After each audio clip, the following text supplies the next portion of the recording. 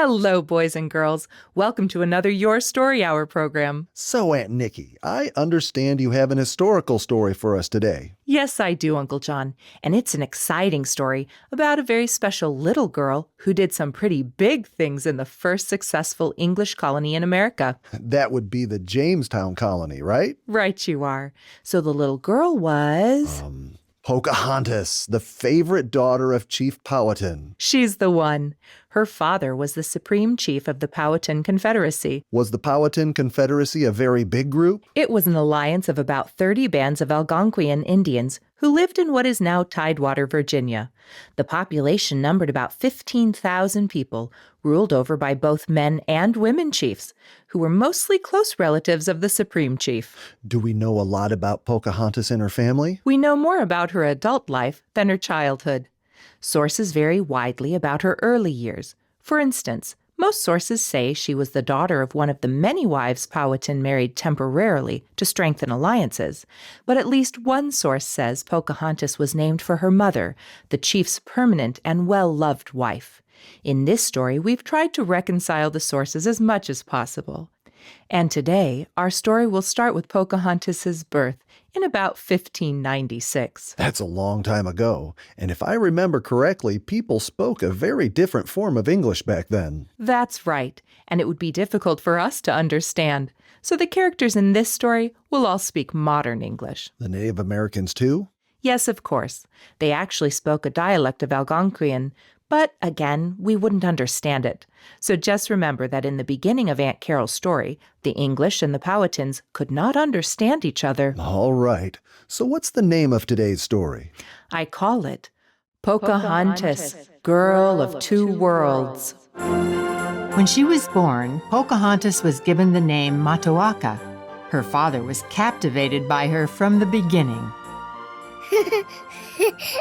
Ah, Matoaka, you are such a happy, adventurous child that I think I shall give you another name, one that is like you. I shall call you Pocahontas. It means playful one. You like that name, do you? Very good.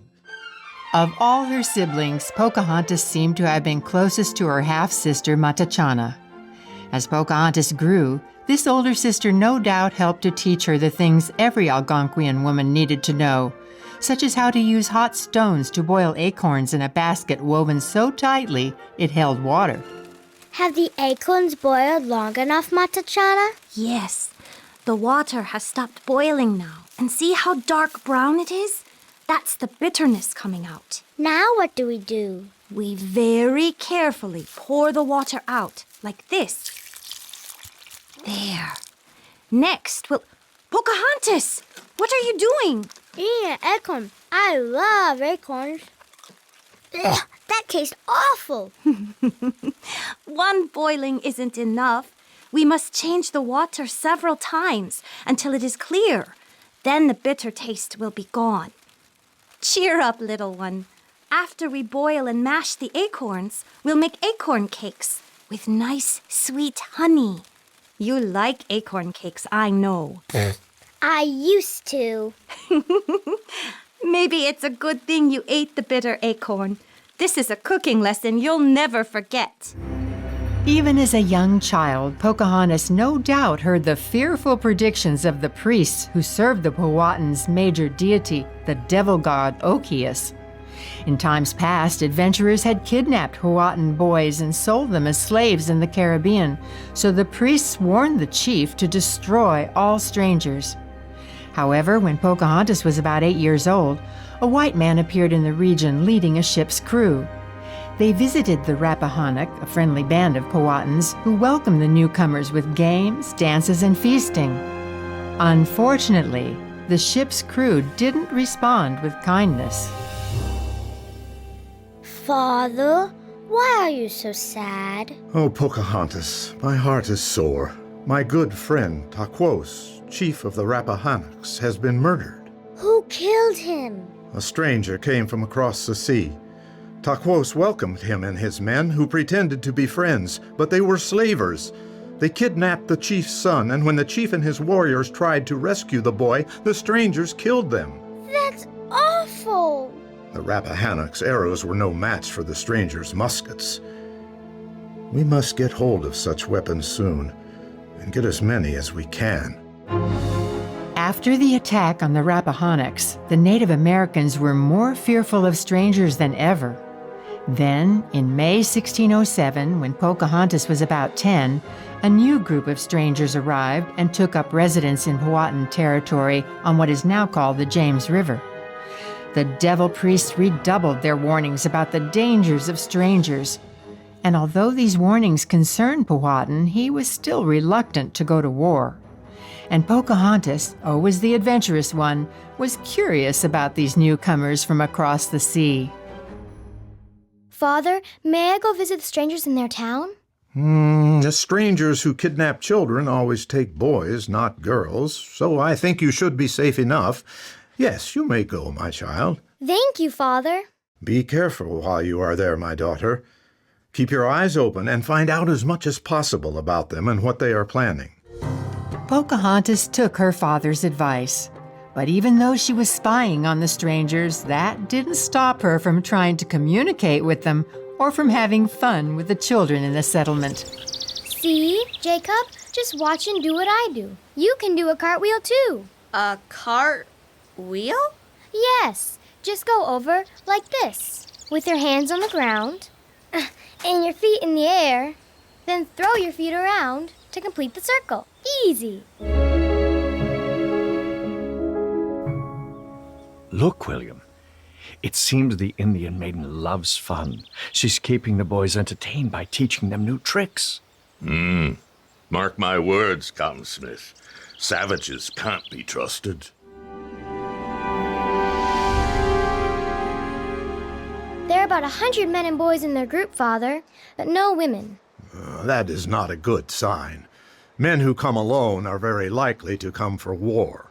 They don't act very warlike. Lots of them spend their time looking at rocks. I heard someone say something about gold. Gold? We have plenty of pearls from oysters, but gold?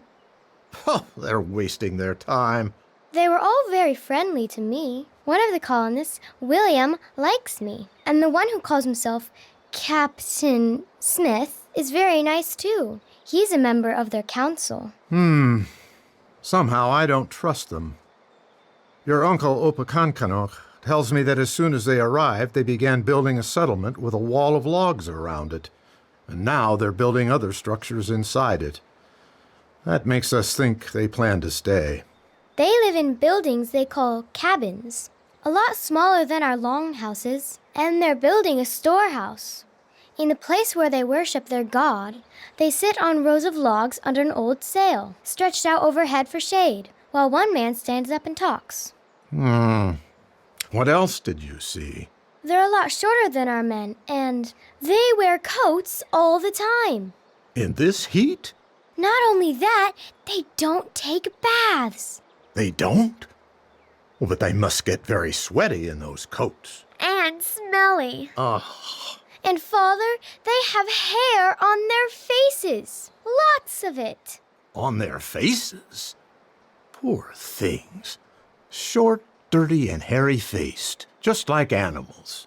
Since we know how to use sharpened mussel shells to shave our heads when we wish, maybe we can at least show them how to shave the hair from their faces. Oh, no. They're really proud of it.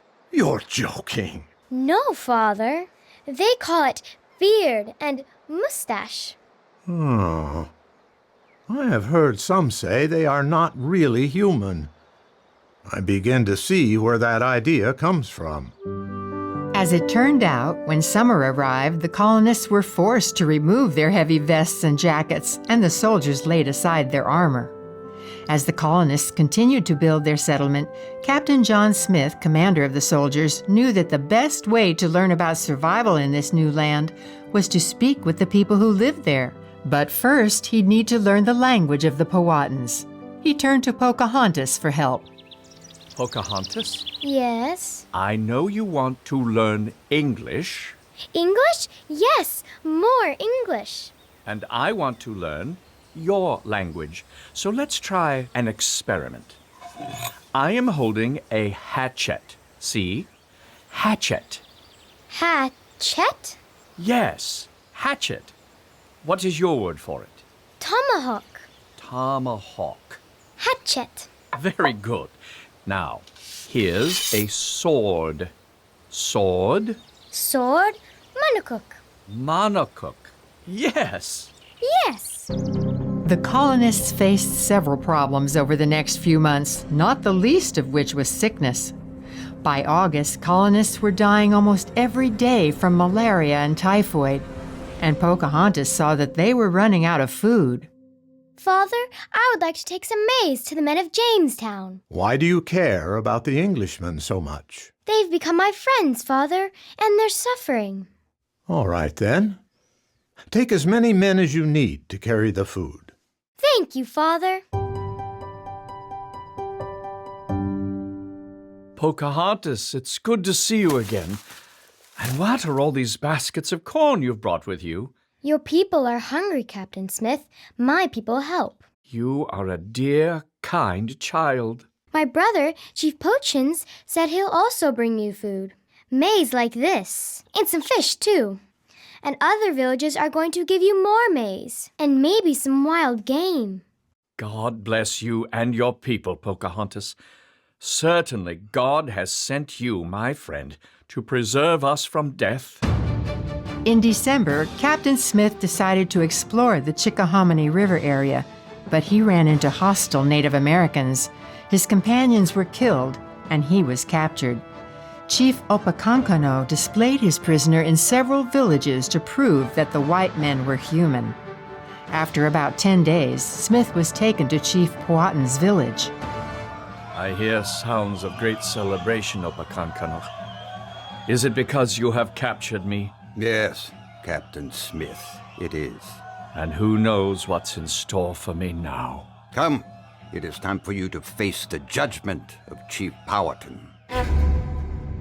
Powhatan sat on a platform in his longhouse, surrounded by many men and women chiefs. Captain Smith stood before them, aware that although the Powhatans were reluctant to go to war, their captives were often tortured and killed. The chiefs talked among themselves for a long time, and then, suddenly, Smith was pushed to the ground and his head forced down onto 2 large stones. When 2 tall warriors approached and raised their clubs high, Smith knew his last moment had come. However, as Captain Smith lay waiting for the clubs to smash down on his head, there was a sudden disturbance at the door of the longhouse. No, Pocahontas, you can't go in. This is no place for children. Let me go, Matachana. I have to get to Captain Smith. Matachana, what's going on? Pocahontas, what are you doing here? Captain Smith! Captain Smith! Then, according to Captain Smith's own account, Pocahontas broke free and ran across the room to him. Dropping to her knees, she laid her head on his. No, Father, don't kill him. Pocahontas, you must leave us. Father, Captain Smith is my friend. Please don't kill him. If that is your wish, my daughter, his life shall be spared. I will confer now with my chiefs. Captain Smith, I have met with my council, and we have decided that from now on we shall be friends. You will go to Jamestown and bring me 2 great guns and a grindstone, and I will give you the area of Kapiawasik in the land of the Chesapeakes. From now on, you shall be my adopted son. Thank you, Chief Powhatan. I am honored to call you father. Some modern historians believe that Smith was never in any real danger. The whole experience, they say, was a symbolic ceremony to mark Smith's death as a stranger and rebirth as a member of the tribe. Smith, of course, couldn't know that, and for the rest of his life he declared that Pocahontas had risked her own life to save his. That did not, however, keep him from trying to make sharp deals with her people.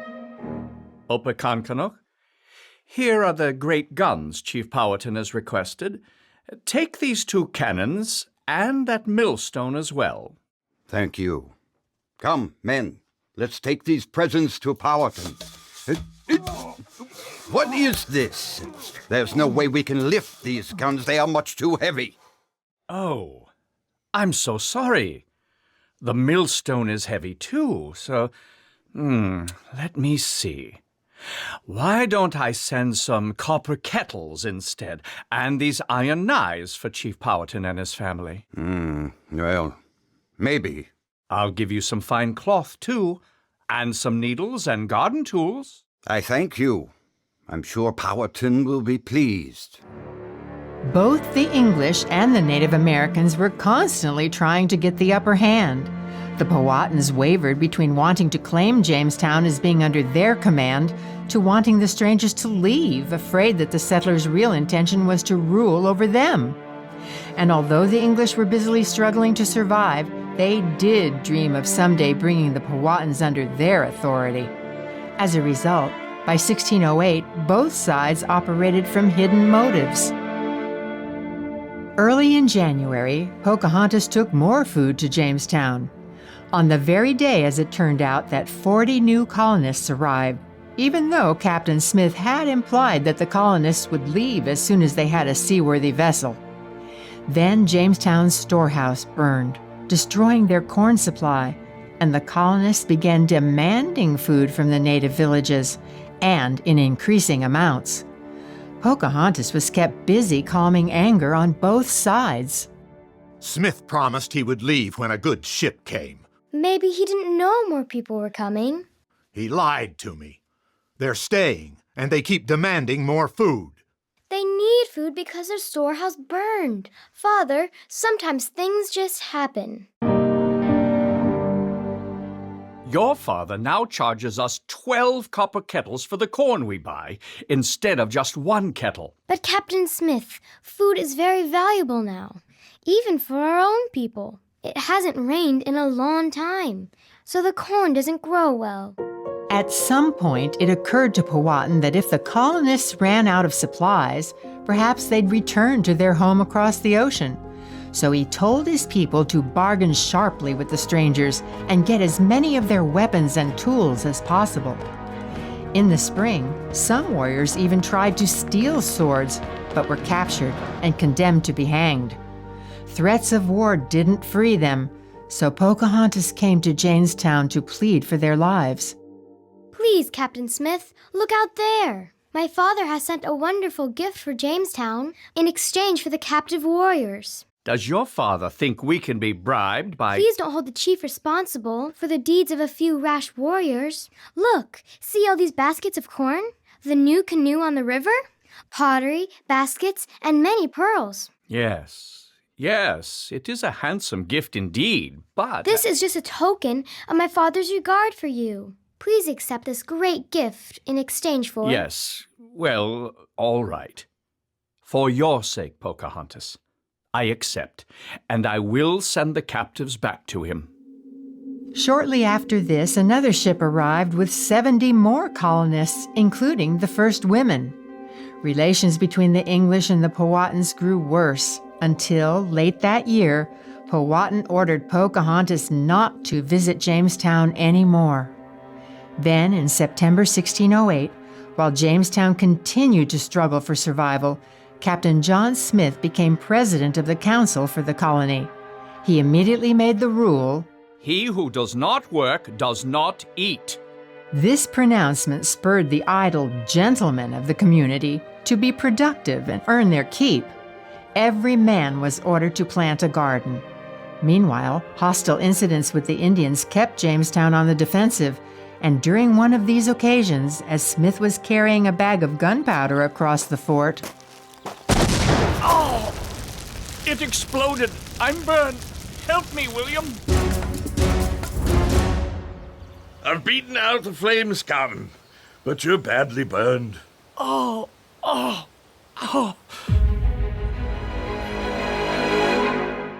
You're not healing properly, Captain Smith, and there's nothing more we can do for you here. You must return to England for proper medical treatment. Yes, William. I believe you're right. My time in Jamestown is over. After Captain Smith left for England, open warfare broke out, and many colonists were killed. Others starved or died of illness.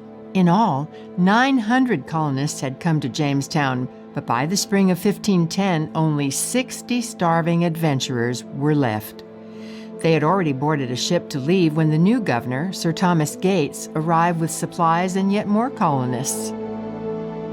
During 1612 and 1613, Captain Samuel Argall pursued a harsh policy of building English towns while burning Powhatan towns and stealing thousands of bushels of corn from them. In 1613, when Pocahontas was 17, Captain Argall kidnapped her to hold her as a ransom so she could be traded for weapons and several colonists who had been captured by the Indians. Because they called Powhatan a king, the English referred to Pocahontas as a princess. Do not hold out hope for rescue, Princess Pocahontas. However, we have assured your father you will be well treated. Do you have any complaints? No, William. I have been treated with respect. Your father has proven unwilling to meet Captain Argall's demands. But Captain Argall says you can help your people if you obey and learn English ways. Are you willing? Yes, I am willing. Good. Reverend Alexander Whitaker will be your teacher. At some point during her captivity, tensions eased between Powhatan and those holding Pocahontas captive. Some accounts say she was able to meet with her father and told him that she preferred to stay with the English and continue her studies. How are your lessons going, Princess? Very well, William. But I don't understand why Reverend Whitaker will not let me sacrifice to Ahone, the sun god. The sacrifice is only one small bite of food at each meal. Sacrifice to? No, dear princess. You must not serve your heathen gods anymore, but only the God in heaven. I do like your God, from what Reverend Whitaker tells me of him. He seems so kind. God loves us so much. He sent his son to die for us, so we can live with him forever. What a wonderful God. But may I not serve both your God and Ahone? No, the Creator God is the only true God. I see. I will tell Reverend Whitaker that I want to know more of this Creator God. Because of her eagerness, Pocahontas progressed quickly in her studies. She also met many new people. Princess, I would like to present to you John Rolfe, an English entrepreneur and farmer newly come to our shores. John, this is our dear Princess Pocahontas. I'm very pleased to meet you, Princess. Call me Pocahontas, Mr. Rolfe. My people do not have the title of princess. Pocahontas and John Rolfe spent much time together both in church and on John's farm, where Pocahontas taught him the Indian way of growing crops. They soon became good friends, and they soon grew closer as they talked of serious things. The more I learn of God, John, the more I want him in my life. I'm glad to hear that, Pocahontas. God is the most important part of life. My wife died on the trip from England. I don't know how I would have survived without my faith in God. He was with me every moment. I want to be a Christian. I wish to serve God, the Creator, all my life. That's wonderful. Let's go tell Reverend Whitaker. Pocahontas was baptized and took the name Rebecca. Rebecca, I have come to love you with all my heart. Dare I hope that you return my affection? Yes, John. I also love you. Then, will you marry me? Gladly, if my father gives his approval. Powhatan did give his approval, and although he didn't attend the ceremony, he sent Pocahontas a fine necklace of pearls as a wedding gift, and he gave the couple land for a farm. The English also approved of the marriage of an honored member of their society to one of Native American royalty. It was April 1614, and Pocahontas's marriage was her last gift to Jamestown. Seeing her happiness, Powhatan declared an end to all hostilities, and thus it was that after years of conflict between the Powhatans and the colonists, Virginia was finally at peace.